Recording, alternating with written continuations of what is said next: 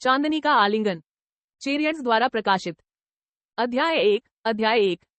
Nanjing पर्वत का उजाड़पन। Nanjing पर्वत एक ऐसा स्थान था जहां बहुत सारे विरोधाभास थे। दूर से देखने पर ये पहाड़ियां बहुत सुंदर लगती थी, लेकिन ये बंजर और अडिग थी। सूखी और फटी हुई मिट्टी जीवन को पोषित करने के बजाय उसे दूर भगाती हुई प्रतीत होती थी। किसान सुबह से शाम तक मेहनत करते थे, उनके हाथ कठोर हो गए थे और उनकी आत्मा टूट गई थी, लेकिन बदले में जमीन ने बहुत कम दिया। फसलें खिलने से पहले ही सूख जाती थी और जो बची थी वे भी बहुत कम और अपर्याप्त थी। नानजिंग पर्वत के लोग लगातार निराशा की स्थिति में रहते थे, उनके चेहरे मुरझाए हुए थे और उनकी आंखें भूख से खोखली थी। गांव में टूटी फूटी झोपड़ियों और अस्थायी आश्रयों का ढेर था। हवा में निराशा की गंध थी और सड़कों पर थके हारे और बेसहारा लोग खड़े थे। बच्चे मिट्टी में धंसे गालों के साथ बेसुध होकर खेल रहे थे, उनकी हंसी की जगह जीवित रहने की खामोशी ने ले ली थी।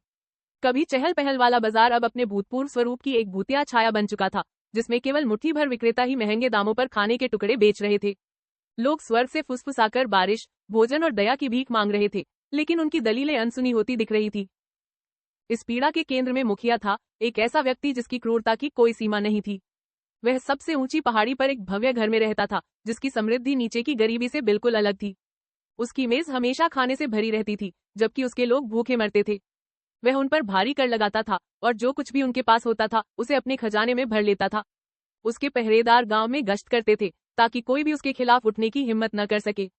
लोग उससे डरते थे, लेकिन उससे भी ज्यादा वे उससे नफरत करते थे। फिर भी अपनी कमजोर स्थिति में वे अपना भाग्य बदलने में असमर्थ थे। वेनशिया का अवतरण। नश्वर क्षेत्र से ऊपर देवताओं के दिव्य महलों में वेनशिया भारी मन से नानजिंग पर्वत की पीड़ा को देख रहा था। वह करुणा का देवता था, जो अपने सौम्य स्वभाव और जरूरतमंदों की मदद करने के लिए अटूट समर्पण के लिए जाना जाता था।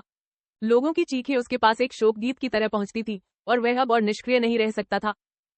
एक भाग्यशाली रात, जब चांद आसमान में नीचे लटका हुआ था, वेनशिया धरती पर उतरे। उनके आगमन पर एक नर्म, सुनहरी रोशनी ने गांव को रोशन कर दिया, जिससे निराशा की छाया दूर हो गई। लोग, हालांकि कमजोर और थके हुए थे, उनके दिलों में एक अजीब सी गर्मी महसूस हुई, जैसे कि एक लंबे समय से भूली हुई उम्मीद फिर से जाग उठी हो। वेनशिया गांव में फुसफुसाहट की तरह घूमते थे, उनकी उपस्थिति शांत और शक्तिशाली दोनों थी। उन्होंने खेतों को आशीर्वाद दिया और वर्षों में पहली बार मिट्टी ने फसलें उगाना शुरू कर दिया। उन्होंने बारिश के लिए प्रार्थना की और स्वर्ग ने उत्तर दिया, एक हल्की वर्षा भेजी जिसने भूमि को पोषण दिया। उन्होंने भूखे लोगों के साथ भोजन साझा किया, बीमारों को ठीक किया और टूटे हुए दिल वालों को सांत्वना के शब्द कहे। लोगों ने उन्हें स्वर्ण देवता कहना शुरू कर दिया, जो उनके सबसे बुरे समय में आशा की किरण थे। जियांग के साथ बैठक। एक शाम जब वेनशिया गांव में घूम रहा था, तो उसे सड़क के किनारे अकेली बैठी एक छोटी लड़की दिखी।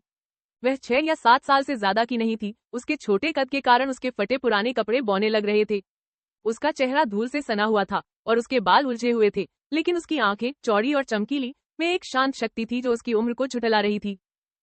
लड़की, जियांग, भोजन के लिए भीख मांग रही थी। उसकी आवाज पास से गुजरने वाली भीड़ की बड़बड़ाहट के ऊपर मुश्किल से सुनाई दे रही थी। लोग उसके पास से तेजी से गुजर रहे थे, उनके चेहरे मुड़े हुए थे, जैसे कि उसकी गरीबी एक अभिशाप थी जिसे वे पकड़ने से डरते थे। लेकिन वेनशिया ने उसे एक भिखारी के रूप में नहीं, बल्कि प्यार और देखभाल की जरूरत वाली एक बच्ची के रूप में देखा। वह उसके सामने घुटनों के बल बैठा, उसके सुनहरे वस्त्र उसके चारों ओर फैले हुए थे, और उसने अपना हाथ आगे बढ़ाया। उसकी हथेली में एक छोटी रोटी थी, जो अभी भी ओवन से गर्म थी, और रंगीन कागज में लिपटी हुई मुट्ठी भर मीठी कैंडीज। जियांग ने भेंट को घूर कर देखा, उसकी आंखें अविश्वास से चौड़ी हो गईं। वह एक पल के लिए झिझकी, जैसे कि उसे डर था कि यह गायब हो सकता है, फिर उसे लेने के लिए आगे बढ़ा। धन्यवाद, उसने फुसफुसाते हुए कहा, उसकी आवाज कृतज्ञता से कांप रही थी। मुझे खाना देने के लिए धन्यवाद। वेनशिया मुस्कुराया, उसकी आंखें दया से भर गईं। तुम्हारा स्वागत है, छोटे बच्चे। खाओ और ताकतवर बनो। जब जियांग ने रोटी का हर निवाला चखते हुए खाया, तो वेनशिया ने उसे दुख और प्रशंसा के मिले जुले भाव से देखा। अपनी परिस्थितियों के बावजूद उसमें लचीलेपन की एक चिंगारी थी जिसने उसके दिल को छू लिया। उसके जाने से पहले जियांग ने उसे पुकारा, उसकी आवाज नर्म लेकिन दृढ़ थी। मैं तुम्हारी इस दयालुता का बदला चुकाऊंगी, उसने कहा, उसके शब्दों में एक वादे का वजन था। वेनशिया रुका और उसकी ओर देखने लगा। उसके जैसी छोटी, गरीब बच्ची ने ऐसी प्रतिज्ञा की थी। वह गर्मजोशी से मुस्कुराया, लेकिन कुछ नहीं बोला, क्योंकि उसे पता था कि उसकी कृतज्ञता ही काफी है। नानजिंग पर्वत का परिवर्तन। अगले कुछ महीनों में गांव में उल्लेखनीय परिवर्तन हुआ। खेत जो कभी बंजर थे अब फसलों से लहलहा रहे थे। बारिश नियमित रूप से होती थी और नदियों में साफ ताजा पानी बहता था। वेनशिया की दयालुता से प्रेरित होकर लोग एक दूसरे की मदद करने लगे, जो कुछ उनके पास था उसे साझा करने लगे और अपने जीवन को फिर से बनाने के लिए मिलकर काम करने लगे। क्रूर मुखिया ने अपनी शक्ति को कम होते देख अपने सिंहासन को थामे रखने की कोशिश की, लेकिन लोगों ने अपनी नई आशा से उत्साहित होकर उसके खिलाफ विद्रोह कर दिया। उसे उखाड़ फेंका गया और गांव का निष्पक्षता और करुणा के साथ नेतृत्व करने के लिए बुजुर्गों की एक परिषद की स्थापना की गई। जियांग हालांकि अभी भी सड़कों पर रह रही थी, उसने हवा में बदलाव महसूस किया। वह छोटे मोटे काम करके अपना जीवन यापन करती रही, चाय की दुकान पर बर्तन साफ करना, बुजुर्गों के लिए पानी लाना और खेतों में मदद करना। वह वेनशिया की दयालुता को कभी नहीं भूली और उसके शब्द उसके दिमाग में गूंजते रहे, जिससे उसे सबसे कठिन समय में ताकत मिली। ली युनजी के साथ बैठक। एक दिन जब जियांग चाय की दुकान पर बर्तन साफ कर रही थी, एक आदमी अंदर आया और खिड़की के पास बैठ गया। उसने साधारण लेकिन अच्छे कपड़े पहने हुए थे। उसका व्यवहार शांत और विचारशील था। उसकी तेज और चौकस निगाहें जियांग पर पड़ी और वह उसके शांत दृढ़ संकल्प से प्रभावित हुआ, जिसके साथ वह काम कर रही थी। जब वह उसके लिए चाय लेकर आई तो उसने मुस्कुराते हुए पूछा, छोटी, तुम्हारा नाम क्या है?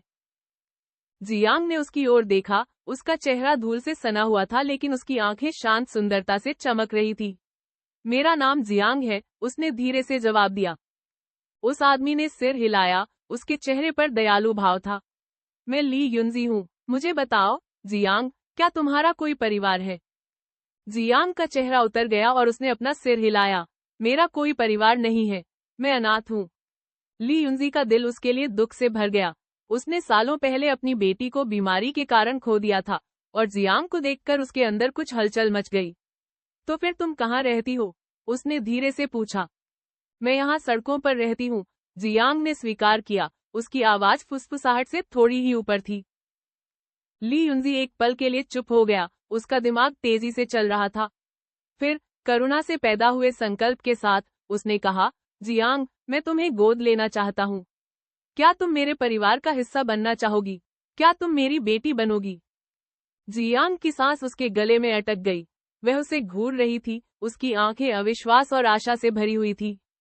इतने लंबे समय से वह एक परिवार, एक जगह होने का सपना देख रही थी, और अब यह दयालु अजनबी उसे बस यही दे रहा था। हाँ, उसने फुसफुसाते हुए कहा, उसके चेहरे पर आंसू बह रहे थे। मुझे यह बहुत पसंद आएगा। ली युनजी मुस्कुराया, उसकी अपनी आंखें भावनाओं से चमक रही थी। उसने आगे बढ़कर धीरे से उसका हाथ थाम लिया। तो यह तय हो गया, आज से तुम मेरी बेटी हो और मैं तुम्हारा पिता हूँ। हम दुनिया का सामना एक साथ करेंगे। एक नई शुरुआत। जैसे ही जियांग ली युनजी के साथ चाय की दुकान से दूर चली गई, उसे शांति का ऐसा एहसास हुआ जो उसने पहले कभी महसूस नहीं किया था। सड़कें जो कभी उसकी जेल हुआ करती थी, अब उसे दूर की यादों की तरह लगने लगी। वह जानती थी कि उसका जीवन उन तरीकों से बदलने वाला था जिसकी वह कल्पना भी नहीं कर सकती थी, लेकिन वह यह भी जानती थी कि वह उन लोगों की दयालुता को कभी नहीं भूल पाएगी जिन्होंने रास्ते में उसकी मदद की थी, खासकर उस भगवान की जिसने कभी उसे भोजन और आशा दी थी। सालों बाद एक युवा महिला के रूप में जियांग अक्सर गांव के चौराहे पर जाती थी, जहां वेनशिया की एक मूर्ति खड़ी थी जो स्वर्ण देवता की करुणा की याद दिलाती थी।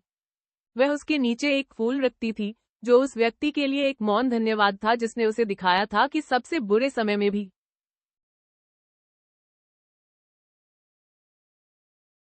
अध्याय 2 चेरियट्स द्वारा प्रकाशित।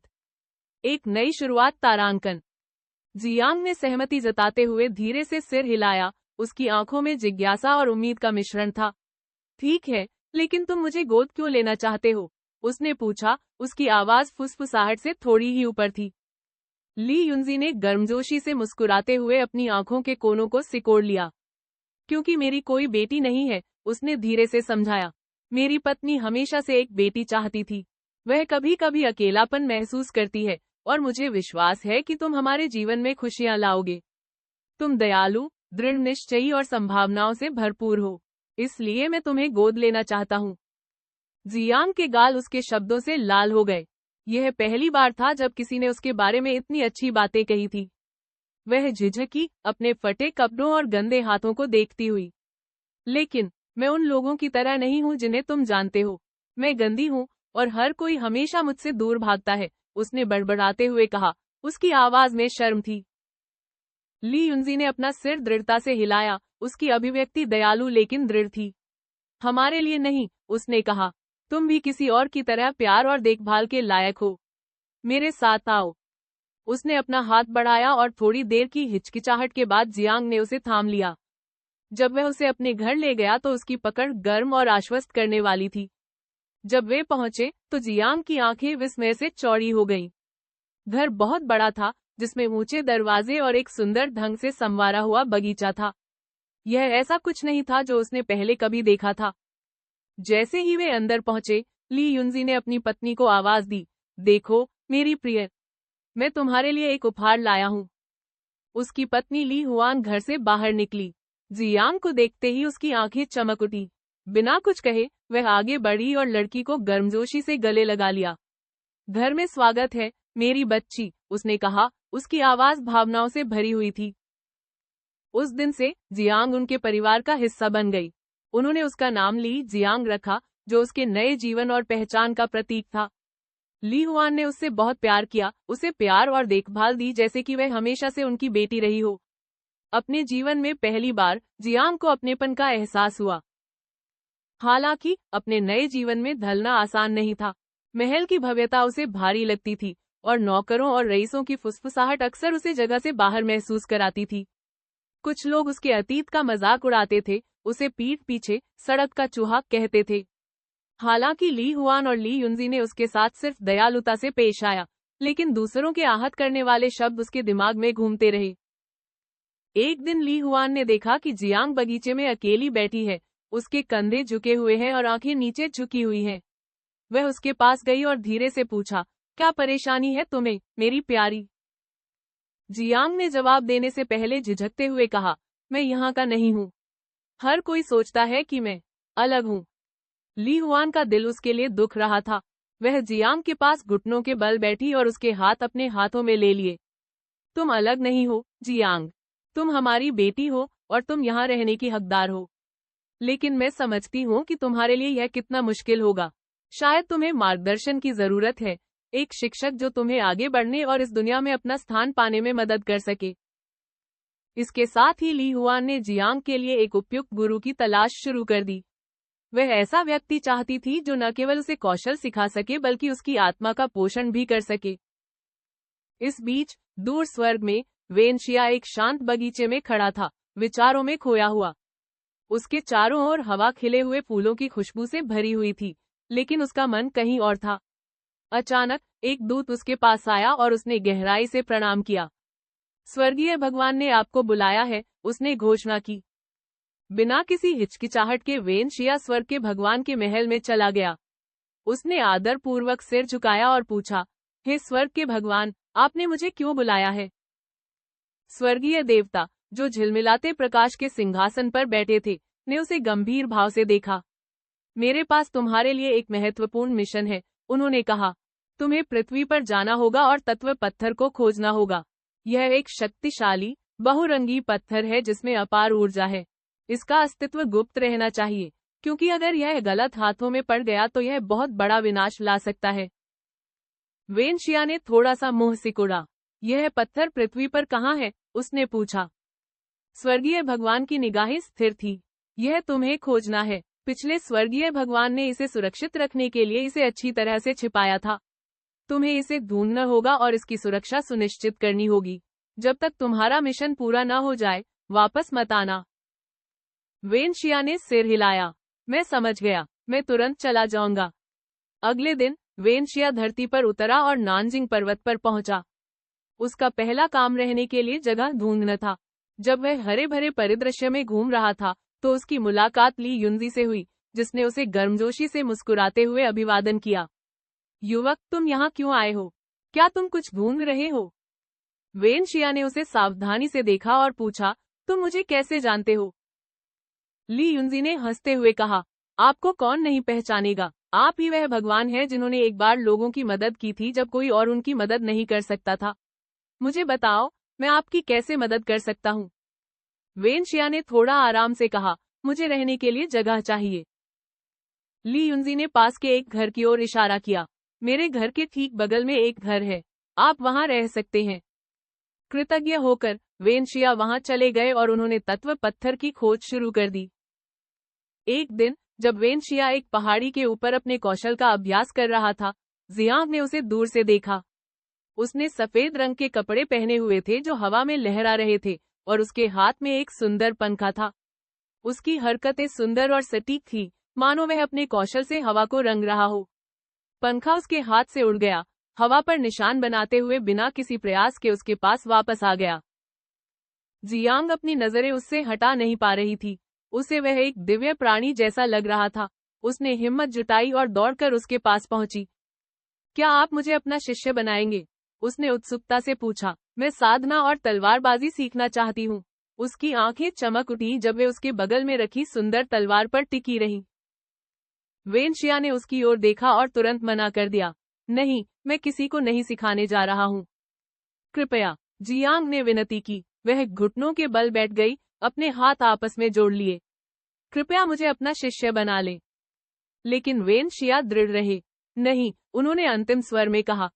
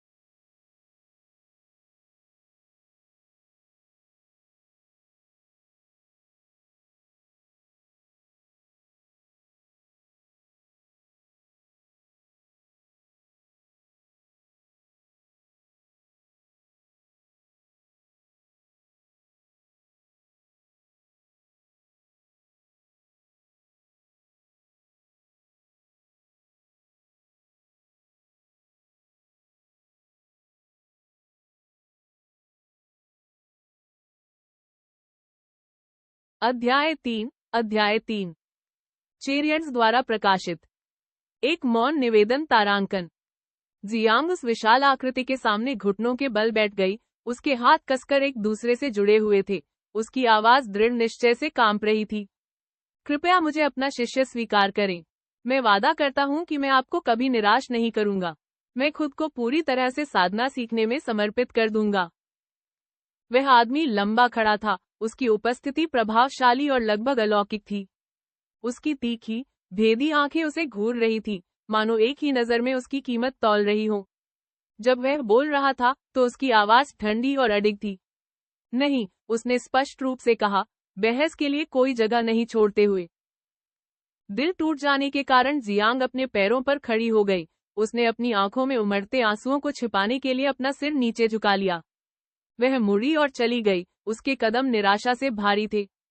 जब वह घर लौटी तो उसकी माँ, मैडम ली ने तुरंत उसकी परेशानी को देखा। क्या हुआ, मेरी प्यारी? उसने जियांग के कंधे पर सांत्वना भरा हाथ रखते हुए धीरे से पूछा। जियांग ने अपने हाथ के पिछले हिस्से से अपने आंसू पोंछे और नाक सिकोड़ते हुए बोली, आज मैं किसी असाधारण व्यक्ति से मिली। एक ऐसा व्यक्ति जो मुझे वह सब कुछ सिखा सकता है जो मुझे जानना चाहिए। उसके पास वह शक्ति है, वह ज्ञान है, वह सब कुछ जिसकी मैं तलाश कर रही थी। लेकिन उसने मुझे सिखाने से इनकार कर दिया। मैडम ली ने अपना सिर झुकाया। उनकी जिज्ञासा बढ़ गई। और यह आदमी कौन है? मुझे उसका नाम नहीं पता, जियांग ने स्वीकार किया। उसकी आवाज फुसफुसाहट से थोड़ी ऊपर थी। लेकिन वह सबसे राजसी व्यक्ति है जिसे मैंने कभी देखा है। वह लंबा और सुंदर है, लगभग स्वर्ग से उतरे देवता की तरह। उसका चेहरा आकर्षक है, तीखे चेहरे के भाव पत्थर से तराशे हुए लगते हैं। उसकी आंखें आधी रात के गहरे तालाब की तरह हैं, इतनी गहरी और तीव्र कि वे आपको सीधे देख लेती हैं। उसके बाल गहरे काले हैं, एक ढीली पोनीटेल में बंधे हैं, कुछ बाल उसके माथे पर गिर रहे हैं। वह बेहतरीन रेशम से बने शुद्ध सफेद वस्त्र पहनता है, जिस पर सितारों की रोशनी की तरह चमकने वाले चांदी के पैटर्न की कढ़ाई की गई है। वह एक अनोखे डिजाइन वाला पंखा रखता है, नाजुक लेकिन शक्तिशाली, और एक तलवार जिसके मूठ में एक नीला रत्न जड़ा हुआ है। तलवार प्राचीन दिखती है, मानो उसमें अतीत के रहस्य छिपे हों। मैडम ली ने हल्के से हंसते हुए कहा, उनकी आंखें खुशी से चमक रही थी।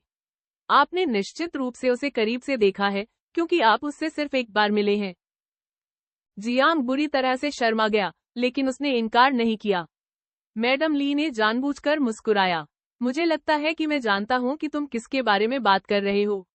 वह हमारे घर के पास रहता है और तुम्हारे पिता को अच्छी तरह से जानता है। जियांग की आंखें आशा से चमक उठी। तुम्हें पता है वह कहाँ रहता है? मैडम ली ने उसे पता दिया और बिना एक पल बर्बाद किए जियांग घर से बाहर भाग गई। उसका दिल उत्साह से धड़क रहा था। वह निर्देशों का पालन करती रही जब तक कि वह पेड़ों के बीच बसे एक साधारण लेकिन सुंदर घर में नहीं पहुंच गई। दरवाजा थोड़ा खुला था और अंदर कोई न देखकर वह झिझकते हुए अंदर चली गई। घर साधारण था, लेकिन उसे साफ सुथरा करने की जरूरत थी। अलमारियों पर धूल जमी हुई थी और फर्श पर खुली खिड़कियों से उड़कर आए पत्ते बिखरे हुए थे। जियांग ने अपनी आस्तीनें चढ़ाई और काम पर लग गई। उसने फर्श साफ किया, अलमारियों पर धूल साफ की और यहाँ तक कि उसके सामान को चमकाने तक पॉलिश किया। जब सब कुछ साफ हो गया, तो उसने उसके लिए खाना बनाने के बारे में सोचा। हालांकि उसे एहसास हुआ कि उसे नहीं पता कि उसे क्या पसंद है और वह केवल एक साधारण नूडल सूप बनाना जानती है। बिना रुके वह काम पर लग गई। जैसे ही उसने अपनी बात खत्म की, दरवाजा खुला और वेनशिया नाम का आदमी अंदर आया। वह वहीं रुक गया, उसकी तीखी आंखें कमरे को आश्चर्य से देख रही थी। उसका घर, जो पहले अस्त व्यस्त था, अब बेदाग था। आखिरकार उसकी नजर जियांग पर पड़ी, जो घबराकर दरवाजे के पीछे छिपा हुआ था। तुम यहाँ क्या कर रहे हो? उसने तीखी और अधिकारपूर्ण आवाज में पूछा। जियांग बाहर आया और शर्म से मुस्कुराया। मैं बस आपकी सेवा करना चाहता था, गुरु। मैंने आपका घर साफ किया और आपके लिए कुछ खाना बनाया। मुझे उम्मीद है कि आप मुझे अपना शिष्य स्वीकार करेंगे। वेनशिया का चेहरा सख्त हो गया और उसने अपनी दोनों बाहें छाती पर रख ली। मैं तुम्हारा मालिक नहीं हूँ, न ही कभी बनूंगा। मेरे घर से तुरंत निकल जाओ। लेकिन जियांग पीछे नहीं हटा। कृपया, गुरु, मैं वादा करता हूँ कि आप जो भी कहेंगे, मैं करूंगा। बस मुझे एक मौका दीजिए। तुम्हें मेरा घर कैसे मिला? उसने स्पष्ट रूप से नाराज होकर पूछा। जियांग मुस्कुराई, उसका आत्मविश्वास वापस आ गया। मेरी माँ ने मुझे बताया। उसने कहा कि तुम मेरे पिता को जानते हो। तुम्हारे पिता? वेनशिया ने भौहें सिकोड़ी, उसकी तीखी आंखें सिकुड़ गईं। तुम्हारे पिता कौन हैं? ली युनजी, उसने आत्मविश्वास से उत्तर दिया। उसकी आंखें थोड़ी चौड़ी हो गईं, लेकिन उसका भाव स्थिर रहा। तो तुम उसकी बेटी हो। इससे मेरा फैसला नहीं बदलता। चले जाओ। जियांग ने आगे कोई बहस नहीं की। इसके बजाय उसने चुपचाप नूडल सूप का कटोरा उसकी मेज पर रख दिया और बिना कुछ कहे चली गई। वेनशिया कम बोलने वाले व्यक्ति थे। उनका व्यवहार सर्दियों की हवा की तरह ठंडा और अडिग था। उनकी उपस्थिति प्रभावशाली थी और उनकी तीखी, भेदी आंखें किसी भी व्यक्ति की आत्मा को देख लेती थी जो उनकी नजरों से मिलने की हिम्मत करता था।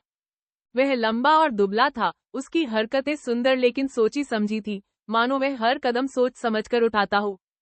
उसका चेहरा आकर्षक था, तीखे गालों की हड्डियां और एक मजबूत जबड़ा जो उसे अधिकार का आभास देता था। उसकी आंखें, गहरी और तीव्र, आधी रात के गहरे तालाबों की तरह थी, अक्सर पढ़ने में कठिन लेकिन हमेशा अवलोकन करने वाली। उन्होंने बेहतरीन रेशम से बने शुद्ध सफेद वस्त्र पहने थे, जिन पर जटिल चांदी के पैटर्न की कढ़ाई की गई थी जो सितारों की रोशनी की तरह चमक रहे थे। उनके बाल, गहरे काले और रेशमी, एक ढीली पोनीटेल में बंधे थे, जिसमें से कुछ बाल उनके माथे पर गिर रहे थे, जिससे उनका लुक लगभग बेकाबू हो गया था। उनकी कमर पर एक पुरानी तलवार लटकी हुई थी, जिसकी मूठ पर एक नीला रत्न जड़ा हुआ था जो अंधेरे में हल्की चमकती हुई लग रही थी। तलवार उनके अतीत का अवशेष थी, उनकी ताकत और उनके द्वारा उठाए गए बोझ का प्रतीक। वेनशिया अनुशासन प्रिय और एकांत प्रिय व्यक्ति थे। जब तक आवश्यक न हो, वे शायद ही कभी बोलते थे, और उनके शब्द हमेशा संतुलित और सटीक होते थे। उनमें कर्तव्य की गहरी भावना थी। अक्सर वे दूसरों की जरूरतों को अपनी जरूरतों से ऊपर रखते थे, हालांकि वे कभी इसे स्वीकार नहीं करते थे। उनका ठंडा बाहरी आवरण एक ढाल की तरह था, जो उन्हें दुनिया की कमजोरियों से बचाता था। फिर भी, उस बर्फीले मुखौटे के नीचे, कुछ नर्म चीज की झलक थी, करुणा का एक संकेत जिसे उन्होंने दुनिया से छिपा कर रखा था। अतिरिक्त दृश्य, तारांकन। एक शाम जब जियांग दीवार पर लटकी हुई उस पुरानी तलवार को चमका रही थी जिसे वह अक्सर देखती थी, वेन शिया अप्रत्याशित रूप से कमरे में दाखिल हुआ। उसकी तीखी निगाहें उस पर पड़ी और एक पल के लिए उसने कुछ नहीं कहा। जियांग स्तब्ध रह गई, उसका दिल तेजी से धड़क रहा था, उसे यकीन नहीं हो रहा था कि उसने सीमा पार कर ली है या नहीं। क्या आप जानते हैं कि वह तलवार किसका प्रतिनिधित्व करती है? उन्होंने पूछा। उनकी आवाज शांत थी लेकिन जिज्ञासा से भरी हुई थी। जियांग ने अपना सिर हिलाया, उसके हाथ थोड़े कांप रहे थे। नहीं गुरुजी, लेकिन यह शक्तिशाली लगता है, जैसे इसमें कोई कहानी छुपी हो। वेन शिया की नजरें एक पल के लिए नर्म पड़ गईं, फिर वह दूर चला गया। हाँ, ऐसा ही है, लेकिन कहानियां कमजोर दिल वालों के लिए नहीं होती। अपना काम खत्म करो और चले जाओ। जियांग ने सिर हिलाया, उसका दृढ़ संकल्प फिर से जाग उठा। उसे पता था कि वह उसके बर्फीले बाहरी आवरण को तोड़ने के करीब पहुंच रही है, और वह जितना भी समय लगे इंतजार करने को तैयार थी।